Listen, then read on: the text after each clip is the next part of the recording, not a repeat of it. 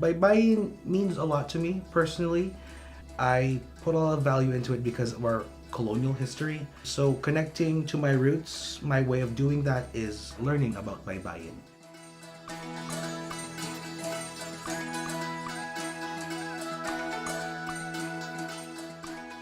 My name is Ali Gonzalo. I am a first generation Filipino immigrant. I am an artist and I also teach Baybayin. I've been living here in Treaty 1 territory, also known as Winnipeg, for over 8 years now. Moved here 2016, and then when I moved here, that's when I did a diploma in photography. Baybayin is a traditional Filipino writing script, more accurately called a syllabary than a collection of characters like an alphabet. The big change that caused me to become more interested in it is my immigration here to Winnipeg. Having left my motherland, I really wanted to find a way to feel more connected. And so I was like, well, I know I could teach myself. Why don't I just familiarize myself with this writing script even more?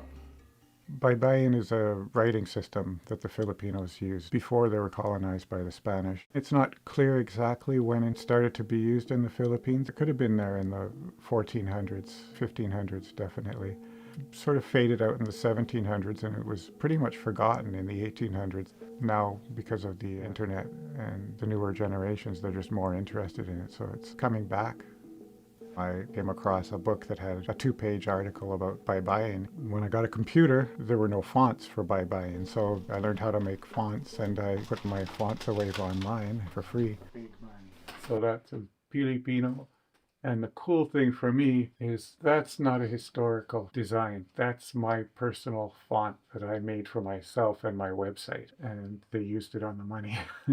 It gradually just got forgotten. It wasn't needed. It carried on. Little known until today, where it's becoming more popular as a cultural thing. A lot of people are using it in logos and getting tattoos.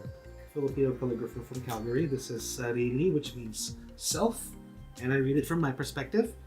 This one says Ligaya, so that means joy or happiness. So self-happiness, happiness for yourself.